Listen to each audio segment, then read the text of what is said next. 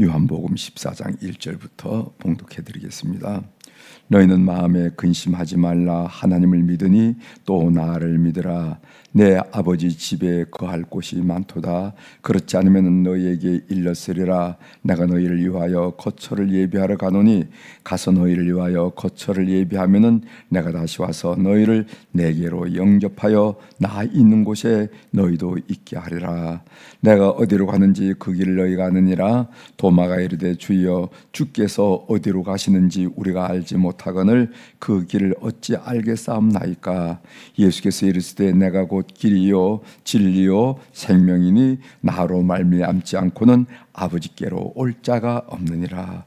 너희가 나를 알았더라면 내 아버지도 알았으리로다. 이제부터는 너희가 그를 알았고 또 보았느니라. 빌립이 이르되 주여 아버지를 우리에게 보여주옵소서. 그리하면 족하겠나이다.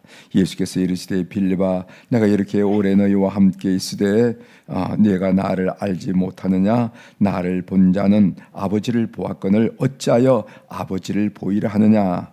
내가 아버지 안에 거하고 아버지는 내 안에 계신 것을 내가 믿지 아니하느냐. 내가 너희에게 이르는 말은 스스로 하는 것이 아니라 아버지께서 내 안에 계셔서 그의 일을 하시는 것이라.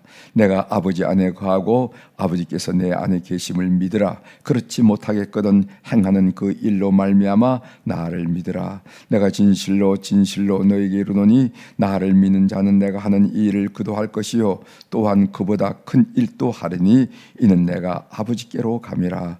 너희가 내 이름으로 무엇을 구하든지 내가 행하리니 이는 아버지로 하여금 아들로 말미암아 영광을 받으시게 하려 함이라. 내 이름으로 무엇이든지 내게 구하면은 내가 행하리라. 아멘. 14절까지 하겠습니다.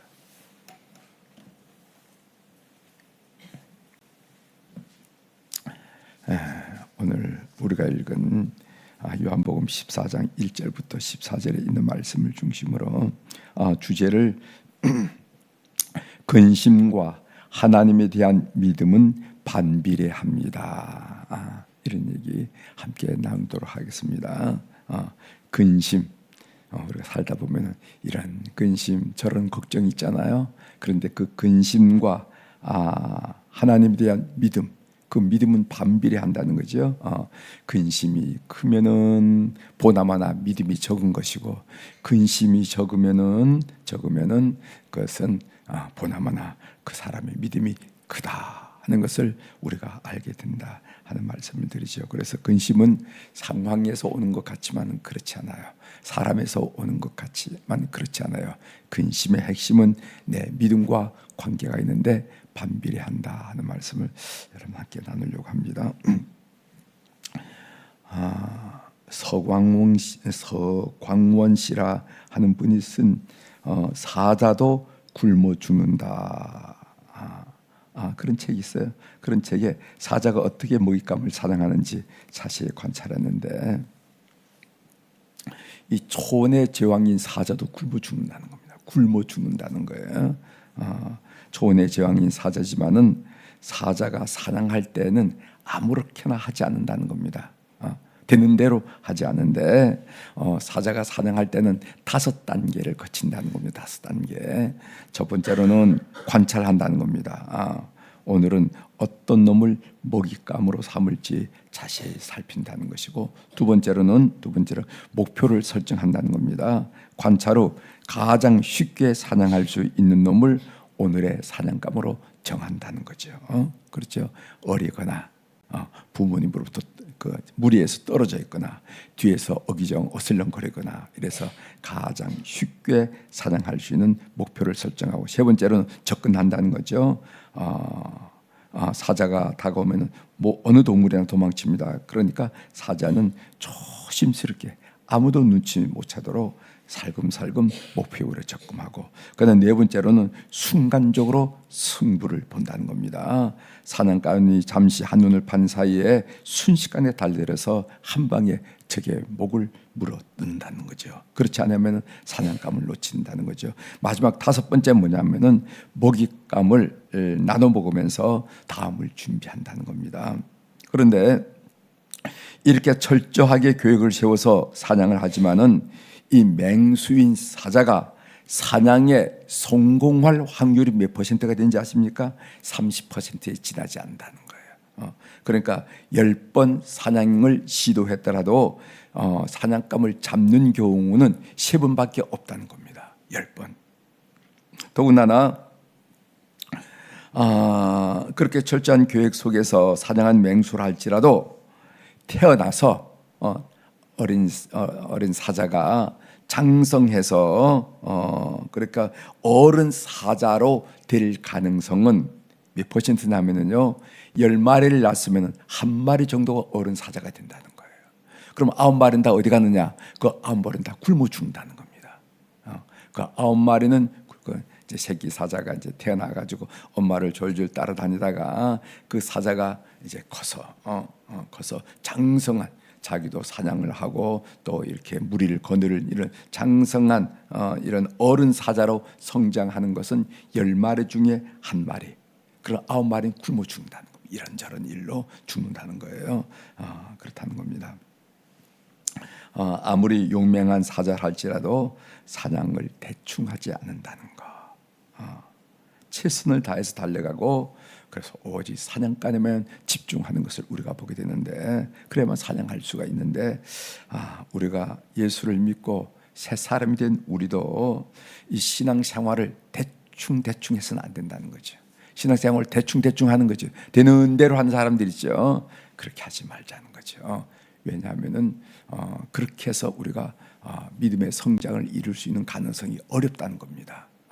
그래서 성경은 항상 깨어라, 근신하라, 이런 고민의 말씀이 많이 있는데, 우리가 예수 그리스도로 말미암아 거듭나서 새로운 삶을 얻었으면 이 집중하고 최선을 다하는 영적 성장을 위해서 이런 것이 필요하다는 겁니다. 대충 하고 되는 대로 해가지고 그 믿음이 성장할 수는 없다 하는 얘기를 여러분들에게 드리는 겁니다. 자, 오늘 본문 내용을 좀 보겠어요. 본문은 예수님의 고별 설교의 서두 부분입니다. 예수님께서 이 세상을 떠나기 전에 제자들 앞에 놓고 고별 설교를 해요. 고별 설교. 그 고별 설교가 요한복음 14장, 15장, 16장 3장에 걸쳐서 고별 설교를 합니다. 그 고별 설교의 첫 말씀이 오늘 우리가 읽은 요한복음 14장 1절부터 14절의 말씀입니다. 오늘 핵심의 말씀은 제자들에게 마음에 근심하지 말라 하는 주제를 가지고 오늘 말씀하신 내용을 우리가 읽었습니다. 본문에서 좀 중요하다 생각되는 몇 구절을 제가 여러분들과 함께 나누도록 하겠습니다. 먼저 그 3절 한번 3절에 보면은 가서 너희를 위하여 거처를 예비하면은 내가 다시 와서 너희를 내게로 영접하여 나 있는 곳에 너희도 있게 하리라. 이렇게 말씀하셨어요. 이 그림은 어떤 그림을 전제로 한 그림인가 하면은 유대인들의 결혼 풍습을 전제한 그림이라는 거예요. 그런데 남자 여자가 정혼해서 신랑 신부가 되면은 바로 합방을 하고 결혼 생활을 하는 게 아니고 정혼을 하게 되면은 당신은 내 남편, 당신은 내 아내.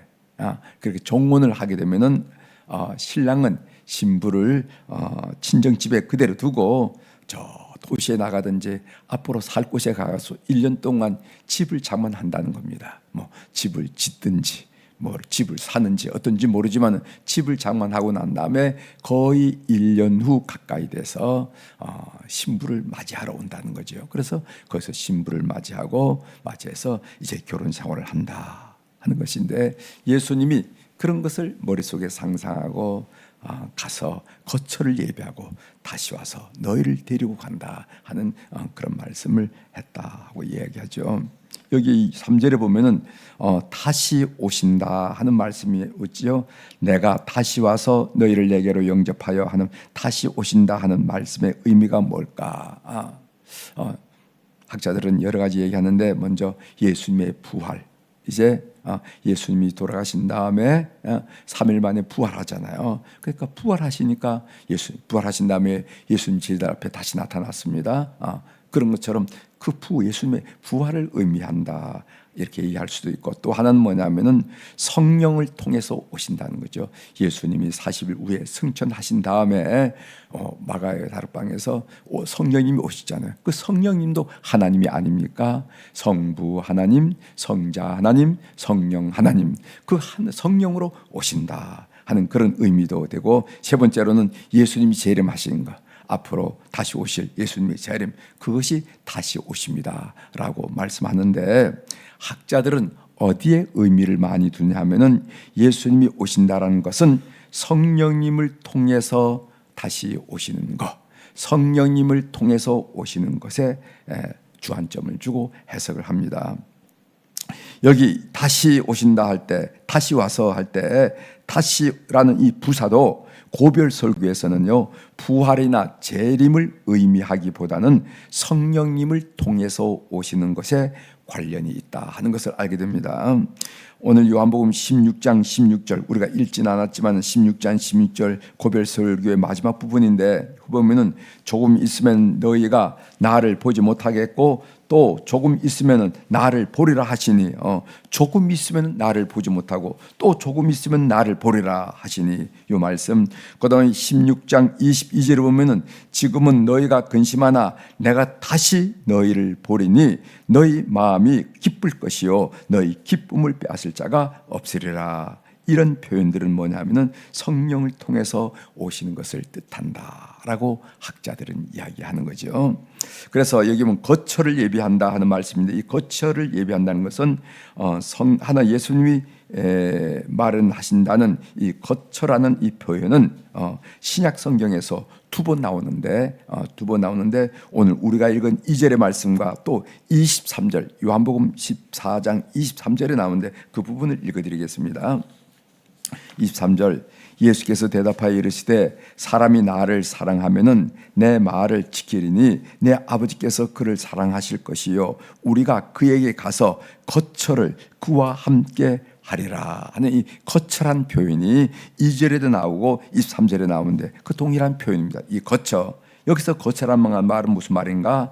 하나님과 예수님이 성령님을 통해서 계명을 지키는 자, 그리스도인들에게, 하나님을 모신 자에게 다시 가서서 함께 하신다, 그 심령 속에 함께 하신다 하는 그런 의미라는 것이죠. 그래서 그 거처는 신자 안에 마련되는 그런 성령님이 내주하시는 자리다, 이렇게 해석을 해야 된다 하는 얘기를 많이 합니다. 그 다음에 1절 보세요. 1절, 다시 1절 돌아서 너희는 마음에 근심하지 말라 하나님을 믿으니 또 나를 믿으라. 이 고별 설교하는 설교를 듣는 이 제자들 마음속에 큰 근심이 있었어요. 그렇게 근심하는 이유가 뭐냐면은 요한복음 13장 36절 38절 보면은 두 가지 이유가 있는데, 그 근심하는 이유가 뭐냐면은 예수님이 가시는 곳에 제자들이 따라갈 수 없다는 말씀을 하셨거든요. 이것도 근심의 내용이고, 두 번째로는 베드로가 닭 울기 전에 예수님을 3번 부인하리라 하는 이 말씀을 듣고 그들이 근심했다는 것입니다. 그런데 근심하지 않으면은 어떻게 해야 합니까? 하나님에 대한 믿음이 있어야 된다는 거죠. 그래서 1절에 보면은 너희는 마음에 근심하지 말라 하나님을 믿으니 또 나를 믿으라, 이렇게 해서 이렇게 근심과 대꾸로 믿음이라 하는 단어가 나오는 것을 보게 됩니다. 그래서 내 삶에 대한 하나님의 절대 주권, 내가 이 땅에서도 마찬가지고 이 땅을 떠나서도 하나님이 나의 삶을 절대적으로 주관하시고 이끄신다 하는 하나님의 절대 주권을 믿으면요 근심하지 않게 된다는 것입니다. 그래서 근심은 하나님에 대한 믿음과 반비례한다. 근심과 하나님에 대한 믿음은 반비례한다. 여러분 마음속에 많이 새겨놓으실 단어입니다. 주제입니다. 그래서 근심이 크면은 믿음이 보나마나 약하고, 믿음이 작으면은 근심이 커진다는 거예요. 그래서 믿음이 크면 근심은 작아지고 믿음이 작으면은 근심이 커진다. 여러분 삶을 살다 보면은 이런 일 저런 일 만일 당할 때, 여러분 마음속에 근심이 생길 때 여러분 스스로 보셔야 됩니다. 이것은 왜 이렇게 내가 이렇게 근심할까? 내가 왜 이렇게 걱정할까? 내가 왜 이렇게 잠을 못 잘까? 내가 왜 이렇게 이 일로 인해서 먹는 것조차도 입맛조차 떨어질까? 이럴 때 여러분들은, 우리 그리스도인들은 어떻게 분석하셔야 되면, 내가 하나님에 대한 믿음이 지금 떨어지고 있구나, 이렇게 보시면서 그 믿음 회복을 위해서 여러분들이 노력하셔야 됩니다. 아셨죠? 여러분들 성도들은 마음속에 우리 주님 분명히 근심하지 말라고 그랬으니까, 우리 주님 우리 삶의 절대 주권자라고 그랬으니까, 어떤 일로 근심이 다가올 일이 많이 있죠. 그럴 때 여러분들 마음속에 근심은 내 믿음과 관계있다 하고 분석하시고 민감성을 가지고 회복하셔야 됩니다. 중요한 것은 뭐냐면은 이 보는 것과 믿음은 다른 것이라는 사실입니다. 본다고 믿음이 생기는 것이 아니에요. 예수님이 행하신 많은 표적을 보고도 바리새인들은 예수님을 믿지 않았다는 겁니다. 그래 9절에 보면은 예수님께서 빌립에게 이런 말씀하셨어요. 예수께서 이르시되 빌립아, 내가 이렇게 오래 너희와 함께 있으되 내가 나를 알지 못하느냐? 나를 본 자는 아버지를 보았거늘 어찌하여 나를 보이라 하느냐 하면서 오늘 말씀의 그 소두의 상당 부분에 본다라는 것과 믿는다라는 것을 이야기하고 있음을 보게 됩니다. 여러분, 보고 아는 것은 이 머리죠. 그렇죠? 머리. 지식이라 얘기했죠. 보고 아는 것. 그리고 믿는다라는 것은 우리 가슴의 얘기입니다. 믿음은 가슴. 그래서 이 보고 아는 것은 머리고, 믿는 것은 우리 믿음의 작용인데, 믿음이 하는데 이거 뼘으로 하면 한 뼘밖에 되지 않습니다. 그러니까 머리와 가슴의 거리는 한 뼘밖에 되지 않아요. 그런데 이 거리를, 이 한 뼘밖에 되지 않은 거리를 사람은 메꿀 수가 없어요. 사람은 알기는 많이 아는데 근데 믿음이 없기 때문에 늘 불안하고 늘 두렵고 늘 염려하고 늘 걱정한다 이 말이죠. 그런데 이 아는 거를 우리가 믿음으로 이렇게 내려야 돼만 그 사람이 담대한 삶을 살 수가 있고 평안한 삶을 살 수가 있는데, 이게 한 뼘밖에 안 된다 이 말이죠. 그런데 이 지식과 이 가슴, 이 머리와 이 가슴 사이 한 뼘밖에 안 된 이 거리를 인간으로는 메꿀 수가 없어요. 재주가 없어요. 그래서 뭐가 필요하냐면 성령의 도움이 철저하게 필요합니다. 성령. 그래서 교회는 앉으나 서나 성령 이야기하는 거예요. 성령. 이 머리를 아는 것, 보고 아는 것과 이 가슴으로 믿어져야 되는데, 이 믿는 이 한 뼘밖에 안 되는 이 거리를, 이 간격을 메꾸는 것은 성령밖에 없다는 것입니다. 오늘 우리가 요한복음 14장 26절, 보혜사 곧 아버지께서 내 이름으로 보내실 성령, 그가 너희에게 모든 것을 가르치고 내가 너희에게 말한 모든 것을 생각나게 하리라. 그래서 성령께서 우리 마음속에 생각나게 하고 이야기하심으로 믿음을 준다 하는 말씀을 하고 계십니다. 그 다음에 6절 한번 보세요. 6절. 예수께서 이르시되 내가 곧 길이요 진리요 생명이니 나로 말미암지 않고는 아버지께로 올 자가 없느니라. 기독교는 다른 종교를 인정하지 않는다고 해서 그런 이유로 비판을 많이 받고 있습니다.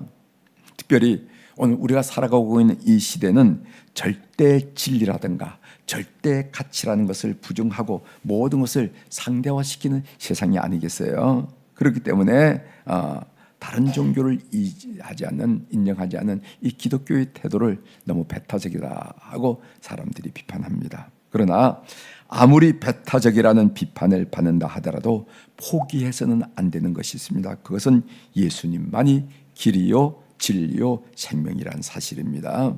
예수님은 하나님 아버지께 이르는 유일한 통로, 이것저것이 아니라 유일한 통로라는 것입니다. 진리는 타협할 수 없다는 것, 진리는 타협이 되지 않는 것을 여러분 마음속에 간직하시고, 우리가 사도행전 4장 12절에서 늘 고백하죠. 다른 이로서는 구원을 받을 수 없나니 천하 사람 중에 구원을 받을 만한 다른 이름을 우리에게 주신 일이 없음이라 하는 말씀대로 예수님이 내가 곧 길이요 진리요 생명이라는 것을 여러분 스스로가 아니라 여러분 온 가족 후손들에게 잘 드러내는 여러분의 삶이 되길 바랍니다. 그 다음에 14절 한번 14절. 내 이름으로 무엇이든지 내게 구하면은 내가 행하리라. 주님께서 내 이름으로 무엇이든지 구하면 이 말씀을 하셨기 때문에 우리 성도들은 모든 기도의 마지막을 예수님의 이름으로 기도합니다. 이렇게 얘기합니다. 그렇게 고백해요. 그러면은 예수님의 이름으로 기도하지 않는다 이런 말을 쓰지 않으면 기도가 안 됩니까? 기도가 돼요. 여러분 외국 사람들 보면은 예수 in the name of Jesus Christ 이 말을 안 쓰는 경우도 많이 있어요. 그냥 줄줄줄 기도 내용을 쭉 하다가 끝나는 수도 있습니다.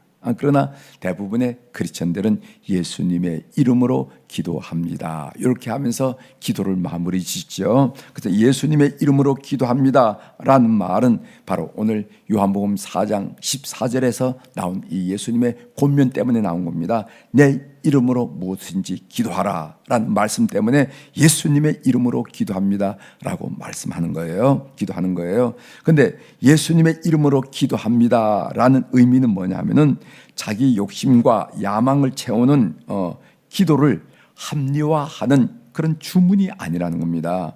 오늘 예수님의 이름으로 기도합니다 라는 의미는 뭐냐면은 내가 지금 기도를 5분 동안 했는데 1시간 동안 했는데 이 기도는 예수님의 뜻대로 했습니다 라는 그런 고백의 표현이라는 거예요. 내가 지금 기도를 했는데 이 기도는 예수님의 뜻대로 했습니다. 예수님의 이름으로 기도드리옵나이다 하는 의미가 그 의미라는 것입니다.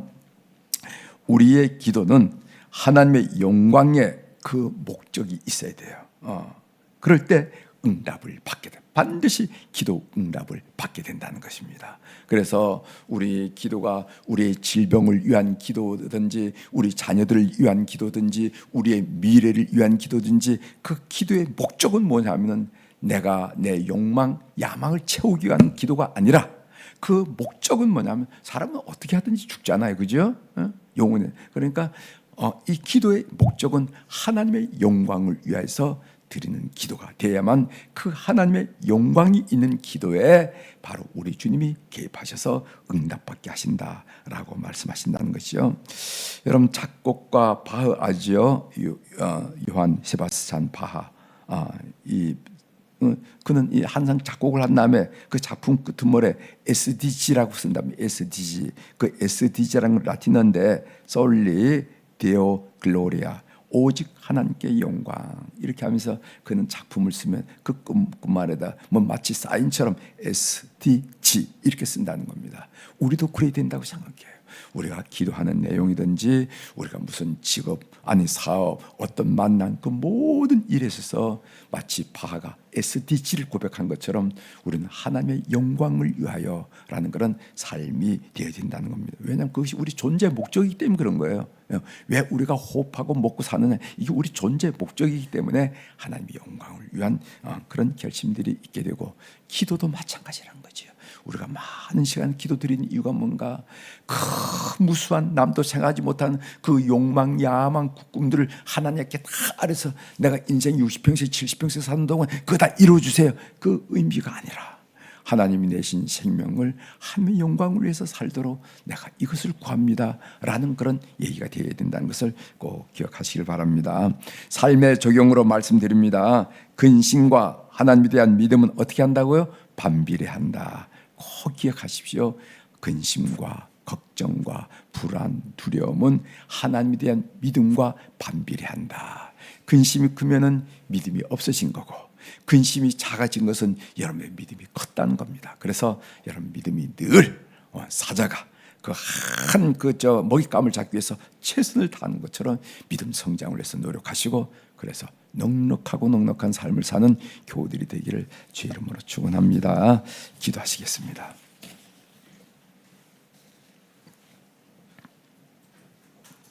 하나님 아버지 오늘 저희들이 이 새벽에 주님께서 주신 귀한 말씀 우리가 인생을 살다 보면 이런 상황, 이런 사건, 이런 사고 이렇게 해서 이런저런 일로 마음이 근심이 되고 걱정이 되고 염려가 되고 때로는 초조하고 때로는 불안한 그런 부정적인 감정에 휩싸이게 되는데 그거는 하나님에 대한 믿음과 반비례한다는 것을 다시 한번 마음에 새겼습니다. 하나님, 우리가 근심이 커져갈 때, 그래서 얼굴에 웃음기가 사라졌을 때, 입술에 찬양이 사라졌을 때, 우리는 우리 스스로를 바라보면서 내가 믿음이 없구나, 내가 하나님을 믿는 성도라고 하면서도 하나님을 믿지 않는구나, 내가 온통 내 삶을 책임지는 것처럼 이렇게 지금 되고 있구나 하는 것을 깨닫고 하나님 앞에 우리의 삶을 내놓고 믿음 회복을 위해서 기도하고, 그리고 찬송하고, 그리고 말씀을 보면서 믿음 회복을 위해서 마치 사냥감을 잡는 사자의 모습처럼 믿음 성장을 위해서 애쓰는 저희들이 될 수 있도록 은혜를 베풀어 주옵소서. 오늘 또 우리 사랑 교우들이 오늘 귀한 물질로 이 새벽 제단을 풍성하게 가꿀 수 있도록 도와주시오니 감사합니다.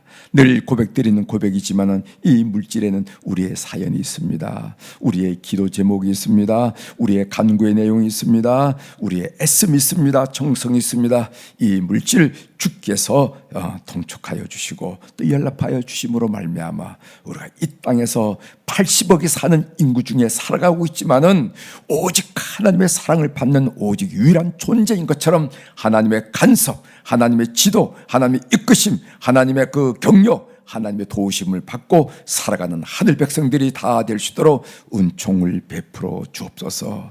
하나님, 날씨가 많이 추운데 우리 모든 교우들이 감기에 들지 않도록 강건함으로 믿음의 질주를 조금도 주저하지 않고 머무르지 않고 그리고 멈춤이 없이 감당하는 우리 교우들이 다 될 수 있도록 은혜를 베풀어 주옵소서.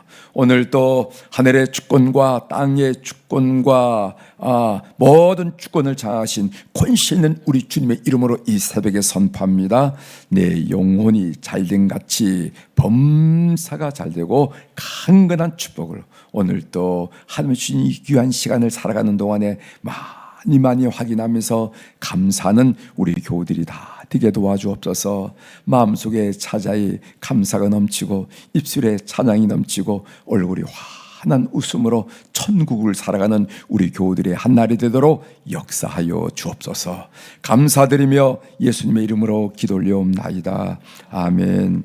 하늘에 계신 우리 아버지여, 이름이 거룩히 여김을 받으시오며 나라가 임하시오며 뜻이 하늘에서 이루어진 것 같이 땅에서도 이루어지이다. 오늘 우리에게 일용할 양식을 주시옵고 우리가 우리에게 죄진 자를 사하여 준 것 같이 우리 죄를 사하여 주시옵고 우리를 시험에 들게 하지 마시옵고 다만 악에서 구하시옵소서.